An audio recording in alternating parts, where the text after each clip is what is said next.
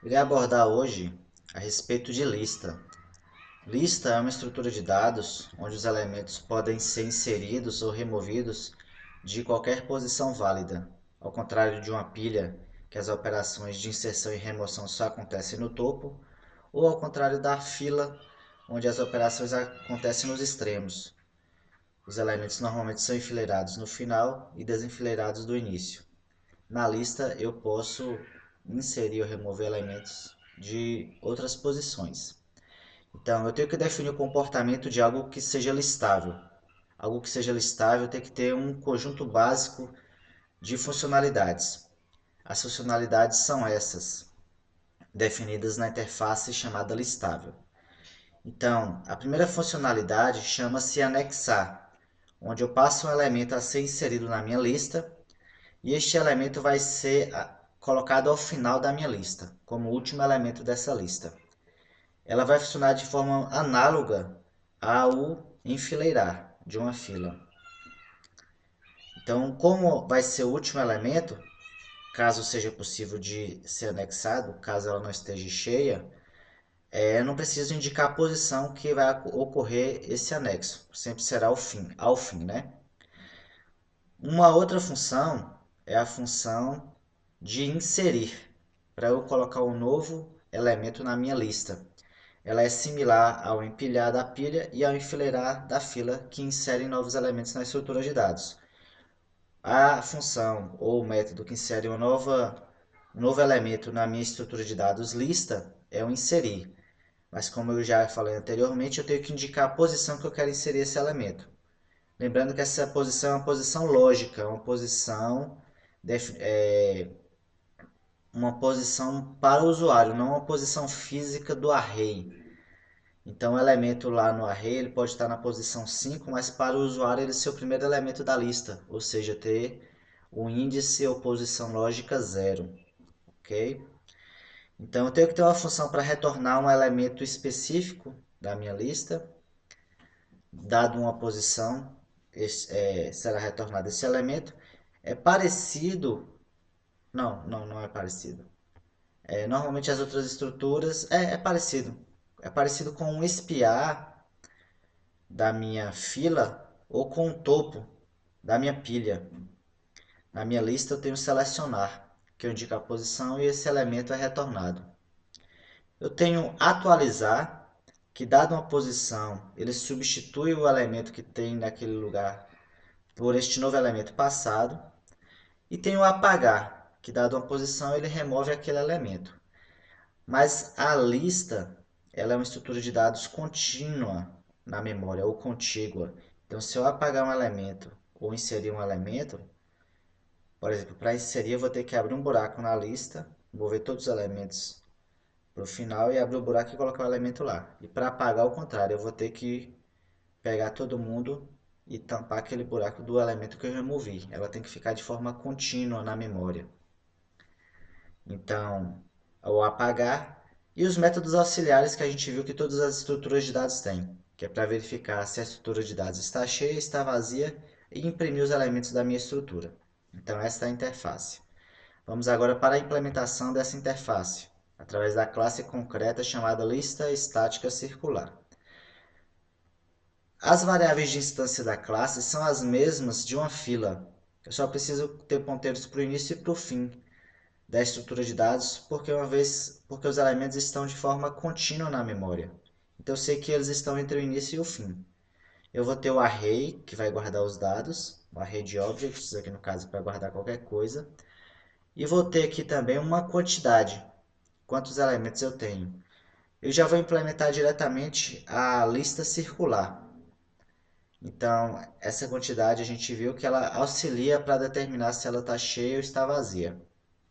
Aqui eu tenho os dois construtores, muito similares aos construtores das estruturas de dados que a gente já estudou antes. Eu tenho o construtor vazio, e quando ele não recebe nada, ele chama o construtor passando o valor 10. Um construtor que recebe um inteiro. O construtor que recebe o inteiro está definido logo aqui abaixo. Então, ambos são construtores porque ambos os métodos têm o mesmo nome da classe e não retornam nada, ok? Esse é o construtor vazio e esse é o construtor que recebe o inteiro. indicando o tamanho da minha estrutura de dados. Então, esse construtor com esse tamanho passado, eu inicializo o meu array, eu aloco a memória para o array e inicializo as variáveis com os mesmos valores que eu as inicializava na minha fila. Os ponteiros de início e fim apontando para a primeira posição inválida do array, para -1, e a quantidade de elementos com 0. Todas as vezes que eu inserir um novo elemento, essa quantidade vai ser incrementada de 1 unidade. Quando eu remover um elemento, essa quantidade vai ser decrementada de 1 unidade. Certo? Vamos agora para os demais métodos. Né? Os métodos auxiliares da minha fila são similares, eles trabalham de formas similares aos métodos auxiliares da minha lista. Então, aqui na minha lista, se vocês observarem, eu só fiz um Ctrl+C, Ctrl+V dos métodos da minha fila. Então, ela está cheia se a quantidade de elementos for o tamanho do array. Ela está vazia se a quantidade de elementos for 0. Então, funciona de forma análoga. O imprimir também da minha fila, ele trabalha de forma análoga a imprimir da minha lista, certo? Então, eu só fiz copiar e colar o código que já existia lá em fila estática, para agora, no caso que a gente está trabalhando com lista estática. Então, eu tenho uma string que é uma abertura de um colchete para colocar os elementos entre colchetes separados por vírgula. Eu tenho um ponteiro que vai de... Eu tenho um i que vai de ponteiro de início mais 1, porque lembrando que o ponteiro de início sempre aponta para um primeiro elemento inválido antes dos elementos da minha estrutura de dados, por isso que é mais 1, para que comece do primeiro elemento válido. Vou rodar este laço quantidade vezes, uma vez que ele vai de 0 até quantidade, incrementando de 1 em 1 unidade. E todas as vezes que eu estiver em um elemento que não seja o elemento final, eu vou entrar no else. E vou imprimir elemento e vírgula, elemento e vírgula, elemento e vírgula. Quando for o último elemento, eu vou colocar somente o elemento, eu não vou colocar vírgula. E esse patch é para corrigir caso como a fila não, a lista é circular.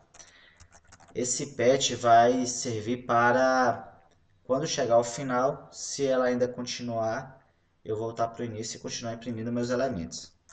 Certo? Beleza. Talvez em alguns momentos aí eu tenha falado fila, mas a gente está trabalhando agora com estrutura de dados lista. Mas tudo que eu falei aqui até agora de lista é similar ao de fila. Por isso que muitas das vezes eu falei fila. O imprimir é um método análogo, o está cheio, está vazio também é análogo, e os construtores e as variáveis de instância são todos análogos. Só mudei os nomes, porque o nome da classe muda, então eu mudei o nome, por exemplo, do construtor. Mas a forma de inicializar e o código interno dos métodos são idênticos, certo? De agora em diante, a gente ainda é análogo. Daqui para cima os nomes são iguais, né? Imprimir, está vazia, está cheia. Aqui o nome é um pouco diferente, mas o código vocês vão ver que ainda é o mesmo. Do próximo método em diante que vai surgir código novo. O método anexar, ele insere um novo elemento ao final da minha lista. Né? Então ele funciona como se fosse um enfileirar de fila. É igualzinho. Eu só fiz dar um Ctrl+C, Ctrl+V lá no enfileirar de fila e é a mesma coisa do anexar de lista. Se ela não estiver cheia, eu posso inserir um novo elemento. Então eu olho se o ponteiro está lá apontando para o último elemento válido para eu retornar ele para o início, já que é circular, né?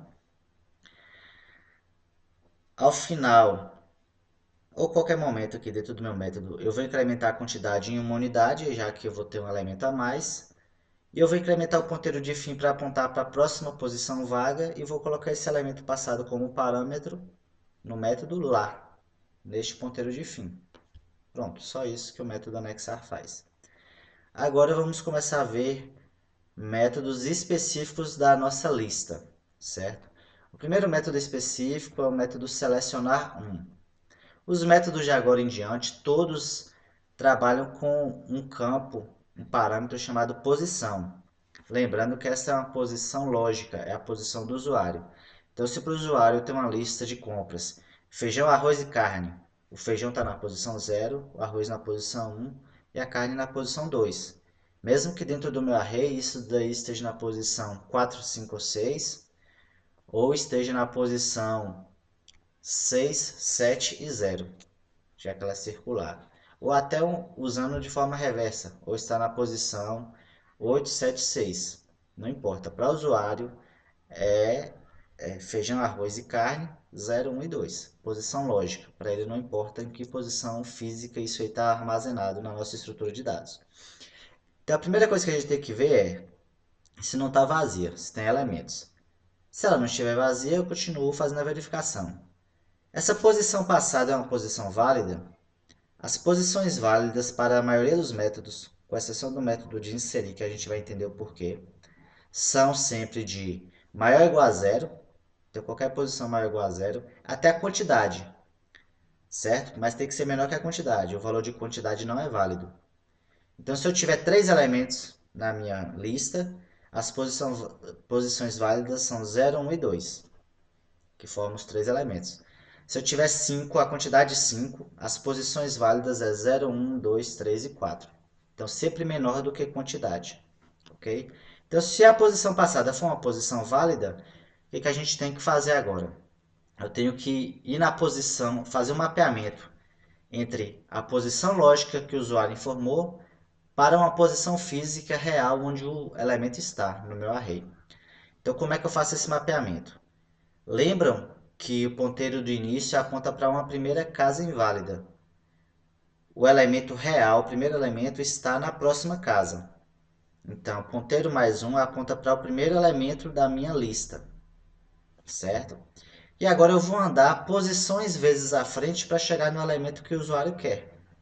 Isso se minha lista não estiver de forma reversa, senão seria ao contrário, seria subtraindo. Mas considerando que seja uma lista que esteja trabalhando de forma incremental, mesmo que circular.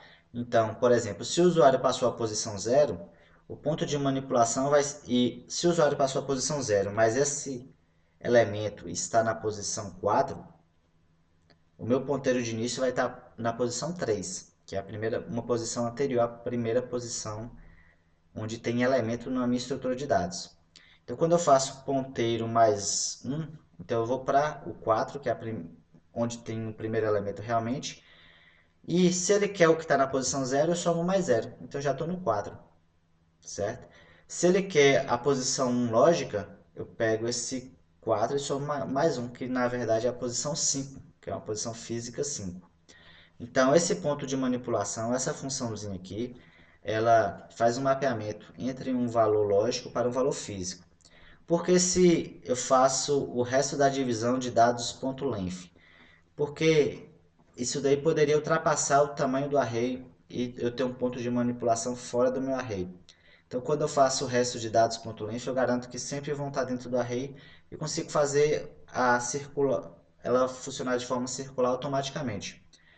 Por exemplo, vamos supor que os elementos válidos do meu array, que eu tenho um array com 8 posições, certo? Então, o array vão dos índices 0 a 7. E estão ocupados os índices 5, 6, 7, 0 e 1. Ela é circular. 5, 6, 7, 0 e 1. Então, o meu array tem 8 posições. Vão dos índices 0 a 7 e estão ocupados 5, 6, 7, 0 e 1. Lembrando que ponteiro início vai estar no 4, na posição anterior. Então, se eu quiser agora pegar a quarta posição, selecionar o quarto elemento, ele está lá na posição 0. Porque ele está no 5, 6, 7, 0. Né? 0, 1, 2, não, na verdade esse é o terceiro, né? Ele começa de 0, 0, 1, 2, 3. Então, se eu quiser pegar o terceiro elemento, o que, que eu faço? Ponteiro início, 4 mais 1, 5, certo? Mais 3, 8. 8 dividido por 8 tem resto 0. Então, na verdade, o meu elemento está na posição 0. Certo? Então, ele faz o circular com esse resto da divisão aqui de forma automática. Pronto, eu já tenho um ponto de manipulação, é o ponto físico do meu array onde está o elemento. Uma vez que eu sei onde está o elemento, eu vou lá e pego essa posição, o array nessa posição e guardo numa variável que eu preciso retornar. E retorno essa variável. Esses else's aqui é se algumas informações não estiverem válidas. Por exemplo, o índice passado não for válido, eu dou essa mensagem para o usuário. Se a lista estiver vazia e não tiver elementos, então eu dou essa mensagem para o usuário. Esse é o método de selecionar um. O método de atualizar funciona de forma muito parecida com selecionar. A diferença é que eu vou ter que chegar no elemento para ser atualizado, da mesma forma que eu chego no elemento para buscar ele. A diferença é que o selecionar eu vou pegar esse elemento e retornar, e o atualizar eu vou pegar esse elemento passado como parâmetro, chamado novo elemento, e vou botar naquele local. Mas até eu identificar o elemento, são os mesmos passos. Se vocês verificarem, eu verifico se a lista não está vazia, se não tiver eu continuo.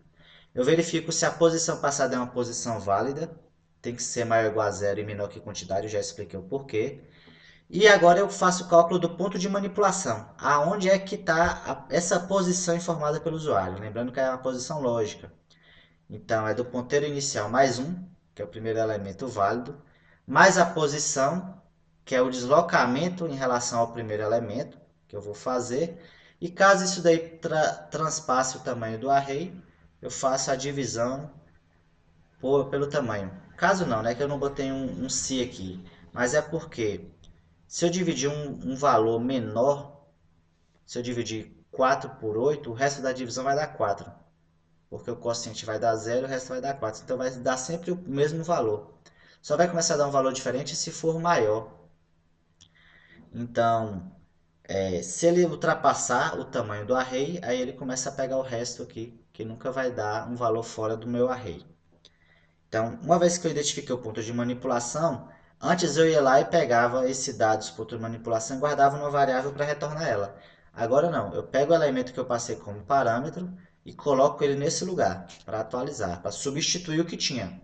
Observe que esses métodos atualizar e selecionar um, eles não modificam a quantidade de elementos da minha estrutura de dados, por isso que eu não estou mexendo na variável quantidade, nem incrementando nem decrementando ela. Então, caso o índice passado seja inválido, é dada uma mensagem para o usuário. Caso a lista esteja vazia, também é dada uma mensagem para o usuário. Certo? Vamos continuar aqui com nossa estrutura. Agora os métodos um pouco mais complexos, que são o método de inserir e de apagar um elemento na minha lista. Então, como funciona o inserir? Eu vou explicar primeiro a ideia e depois a gente vai ver isso em código. Então, o inserir é o único método que tem uma posição que eu posso ir até o tamanho da quantidade. Por que isso? Porque nem o outro, o apagar, o selecionar um, o atualizar não pode. Porque eles se baseiam em elementos que já tem na lista. Então, os elementos que tem na lista, por exemplo, se eu tenho 3 elementos na lista, meus índices é 0, 1 e 2. Eu não posso pegar o 3, que é a quantidade. Por que, que o inserir pode? Porque às vezes eu tenho 0, 1 e 2 e o cara quer inserir aqui, ó, na posição 3, que é a quantidade. Aqui eu posso.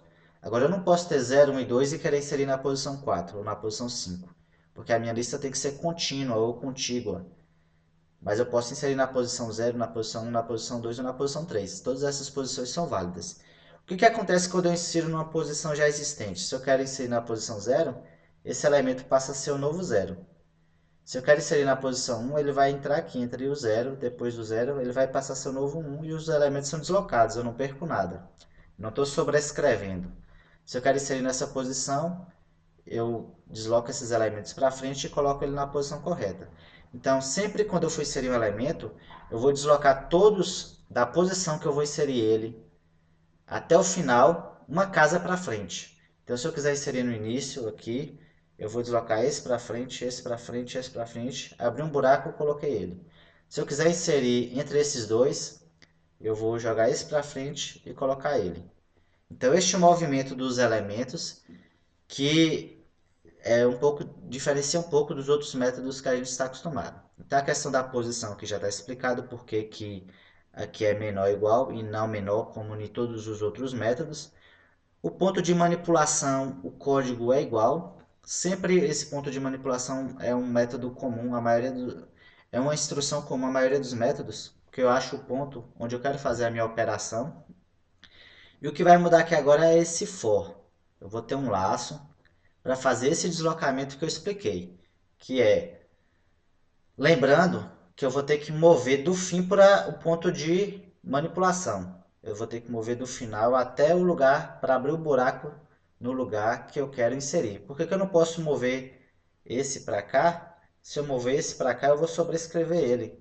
Então, se eu mover do fim, eu movo para uma posição vaga. Esse para a posição que estava esse anterior. Mas como ele já foi movido para uma posição vaga, não tem problema. Eu sobrescrevi a casa que ele estava, mas esse aqui já foi movido para a posição da frente. Então eu tenho que fazer esse movimento, do fim até o ponto de manipulação. Não posso fazer do ponto de manipulação para o fim, porque senão eu vou perder os valores. Então, como eu vou fazer do fim até o ponto de manipulação, eu vou ter que decrementar o i, porque é como se eu estivesse voltando, certo? E se vocês observarem que o for ele vai do fim até o ponto de manipulação. Enquanto não chegar no ponto de manipulação, ele não para. Por que do fim mais um? Porque como eu estou inserindo um novo elemento, eu vou ter que começar da primeira casa inválida, a primeira casa vaga, para eu jogar esse elemento nela. Então por isso que é de ponteiro de fim mais um. E esse ponto length aqui, esse resto da divisão, é para fazer, para funcionar de forma circular. Então aqui agora eu vou ter dois ponteiros, um chamado atual e outro anterior. O atual, ele aponta para a casa vaga, para onde o elemento vai ser jogado, e o anterior ele aponta para a casa onde tem um dado que será jogado na casa atual. Por exemplo, o que está no índice i vai ser jogado no que está no índice de i menos 1.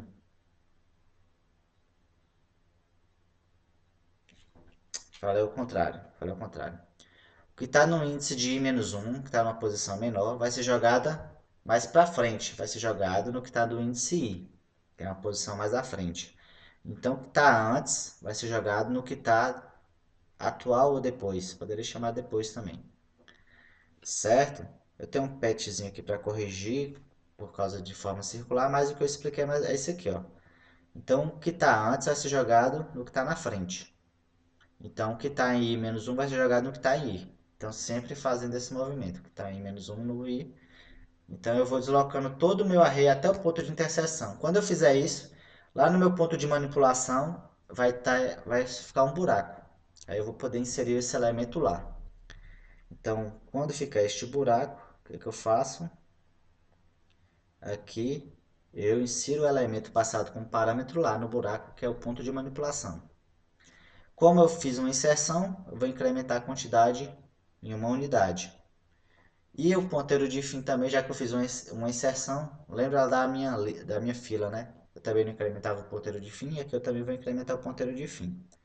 Eu tenho os else's para tratar caso o índice passado seja inválido ou a lista seja cheia. Eu vou agora discutir só a questão dos patches, né? De correção para ela funcionar de forma circular. Então, na hora da inserção, eu tenho o i, eu tenho sempre dois ponteiros, um que é o i e o i menos 1. Se o meu i já for o zero, o i menos 1 ia ser menos 1. Então é uma posição inválida do array que eu não posso manipular. Se na verdade o meu i é zero e essa minha lista é circular, é porque o meu i está lá na última posição válida do meu array, que seria length menos 1, né? Correto? Então, na verdade, a gente volta aqui para length, não para length menos 1, porque no final de tudo o array vai ser decrementado de unidade, vai ser feito menos menos, aí ele vai voltar para length menos 1, ok? E corrige anterior também. Anterior vai estar lá na última casa válida, que é length menos 1. Como o que tem em i é length, em anterior vai receber length menos 1, mantendo a compatibilidade. Anterior sempre é i menos 1, certo? O que muda aqui agora é o valor de i, que agora i aqui é length. Então esse path está explicado.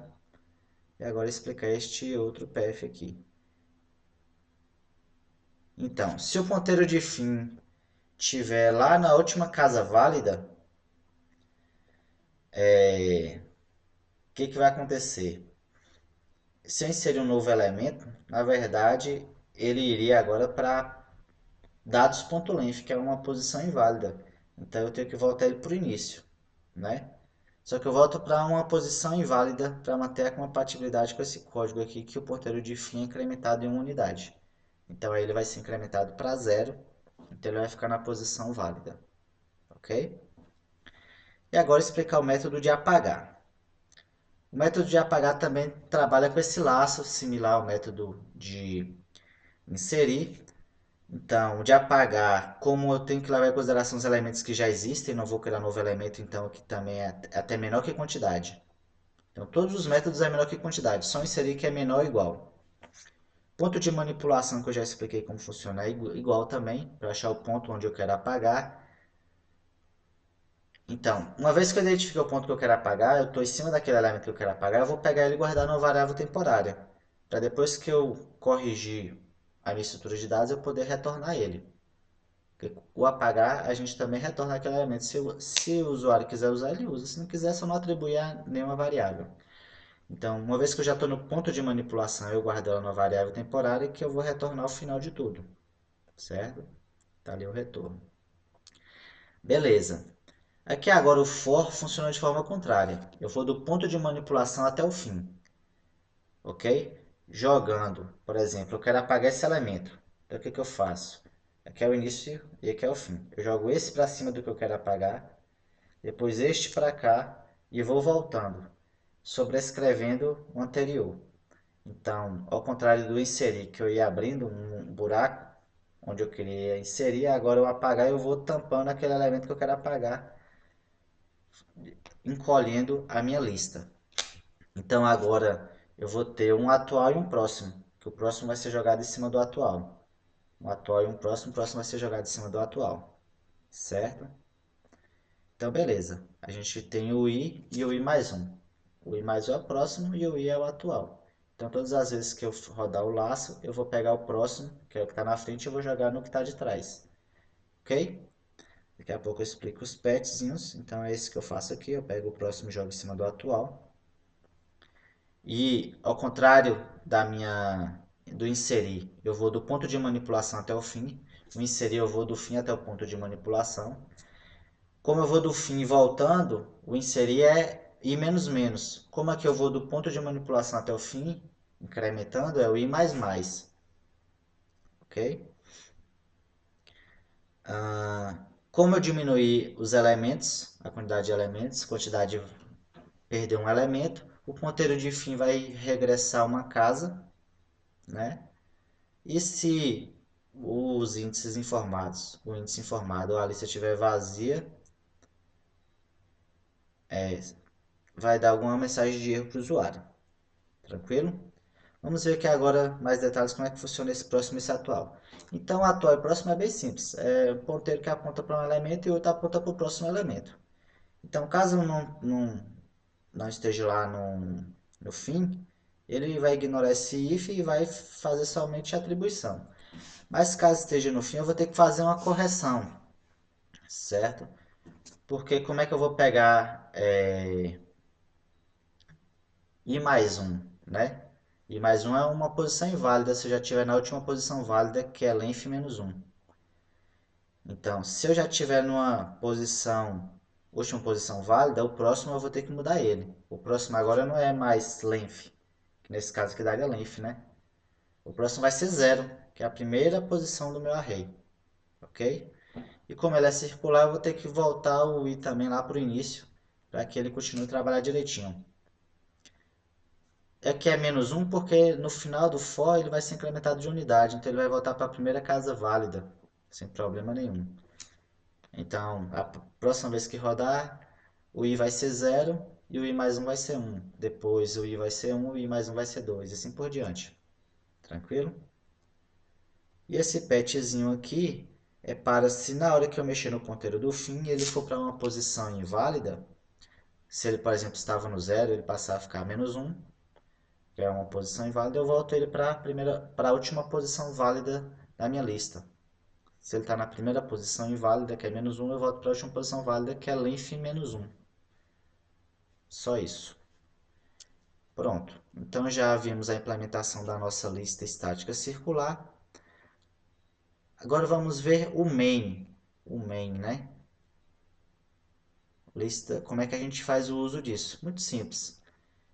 Eu crio um objeto do tipo lista estática circular e chamo os métodos. Então, se eu tiver uma lista e boto para anexar A, ele vai anexar no final, então só vai ter o A. Se eu mando imprimir aqui, só vai imprimir o A. Vocês podem fazer esse teste aí. Depois, se eu mando anexar o B, então ele vai imprimir o A e o B, né? Porque o B vai ser inserido no final. Então o A tem índice 0, o B tem índice 1. Se eu mando inserir 2C, então na posição 2 eu quero inserir o C. Então na posição 0 tem o A, na posição 1 tem o B e na posição 2 agora vai ter o C. Então se eu inserir 2C, é a mesma coisa que se eu chamasse anexar C direto. Dá no mesmo. Então vai ficar A, B e C. Se eu mando anexar D, ao final de tudo, A, B, C e D. Se eu mando apagar o que está na posição 0, vai apagar o A. Então vai ficar B, C e D.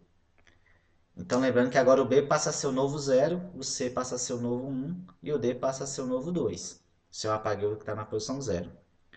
Se depois eu mando inserir na posição 0, então o B era o 0, o C o 1 e o D o 2, agora o E vai passar a ser o 0. Então vai ficar E, B, C, D. Certo? E, B, C, D. Se eu mando selecionar o que está na 1, então é B. B é 1. Então eu vou retornar o 1. Depois eu mando atualizar. O que está na posição 1 eu quero colocar um E. Então estava EBCD, vai ficar ESCD. Pronto. É isso que desse é o que deve ser o comportamento da nossa lista. Para o usuário, ele nem sabe em quais as posições físicas desses dados estão colocados lá na nossa estrutura. Ele apenas faz uso das posições lógicas para ele, que sempre inicia em zero, até quantidade de elementos menos um.